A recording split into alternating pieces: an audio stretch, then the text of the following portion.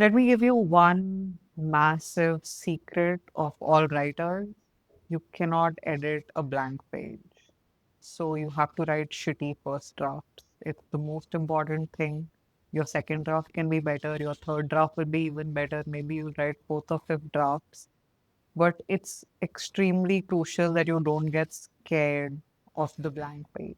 Just fill that blank page with words. I'll give you a step by step guide as to what you can do when you look at the blank page. You could be writing an essay for your college, you could be working on your thesis, you could be preparing a deck, you could be writing an email or narrative memo, anything. The first thing, the most important thing, and a lot of people tell me that they're not creative enough to tell stories, to craft stories, but you don't need creativity. What you need a lot of times is science and structure. Now, how can you create structure? The simplest way to create structure is create an outline. An outline is a step by step flow of your story. So don't think of it like beginning, middle, and end of time. Don't think of it like this happened, then this happened, then this happened, then this happened. Think of it like what is the ideal place to start the story? What is the most interesting place? And then go deeper into the story, go into the details, then finally end it. The story has a headline, has a subheadline, has an introduction, and then it has a lot of details and the meat of the story, the core of the story, and then it ends with the feeling, with the thought, with the takeaway, something that people, the audience can remember.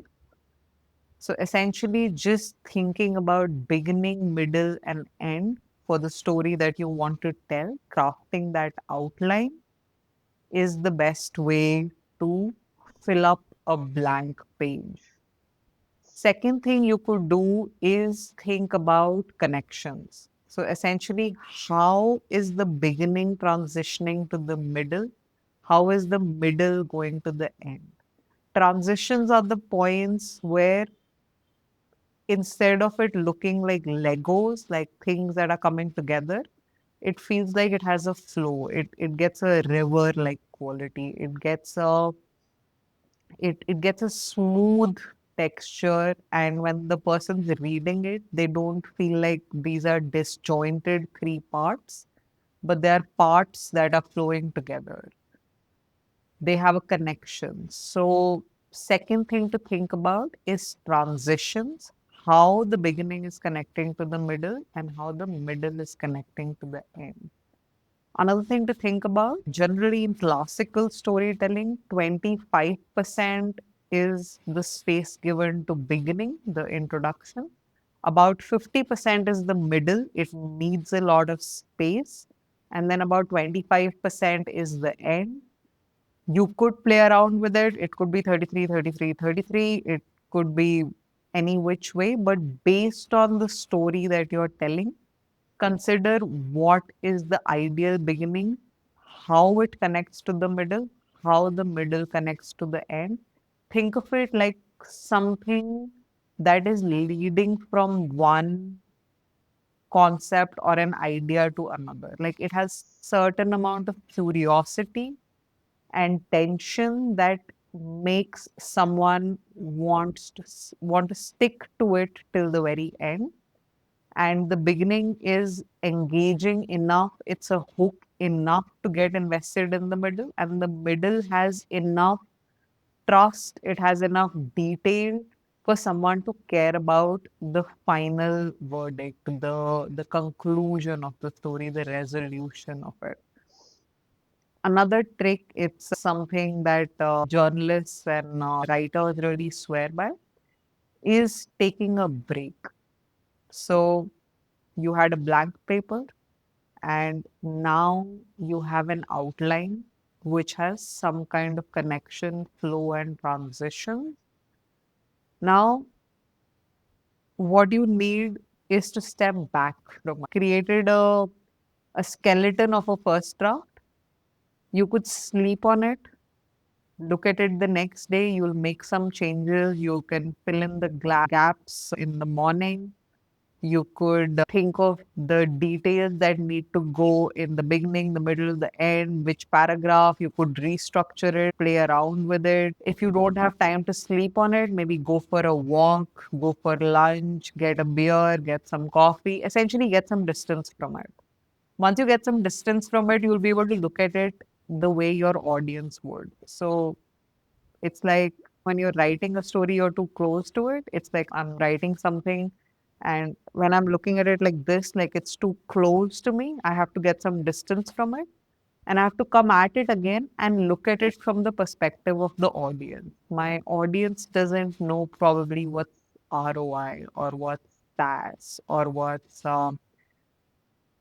the per capita GDP or something complex or what the implications of machine learning are. So they might not know the intricacies of your subject, the core of it, the statistics. So you'll make some changes in your outline, in your flow, when you look at it from the perspective of your audience. So you could be a banker trying to give a presentation to your board. The board really doesn't care about the details of interest rates. So you'd be like, oh, maybe this detail does not need to be upfront. It is important for me, but it might not be important for the person I'm presenting it to. You could be selling a product to someone who does not really care about the deep features of it, but what they care about would be different. So you could rearrange the structure and make decisions around what needs to go where and look at it from a fresh perspective, from your audience's perspective. After you've written some sort of a first draft that has a skeleton, that has details, you've thought about it from audience's perspective, the fourth step after outlining, thinking of transitions, getting some distance, thinking about it from audience's perspective, you could get feedback. You could ask a friend, a colleague, someone who can look at your structure and your outline and your first draft from a fresh perspective. They could tell you if things are really clear, if the transitions are really working, if this is the best beginning and the middle and the end, if these details are actually right or not right or wrong, or they could just give you things to think about. You don't have to take all of the feedback, but it'll give you a different, fresh perspective as to how you can approach your second draft.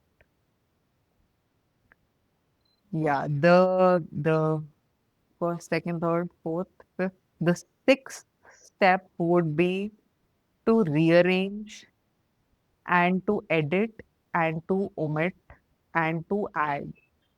So you could make decisions here that there might be some information that you did not add in the first draft that you want to add now. It could be some analogy, it could be a personal experience, it could be some scene, like imagine like apple falling on the head and how the story of gravity starts from a very specific experience. You might want to add things, you might want to omit things from the story that you now feel are not relevant. You might want to edit in terms of rearranging and fine tuning and making it more clear, more accessible, more engaging, something that has some amount of emotion.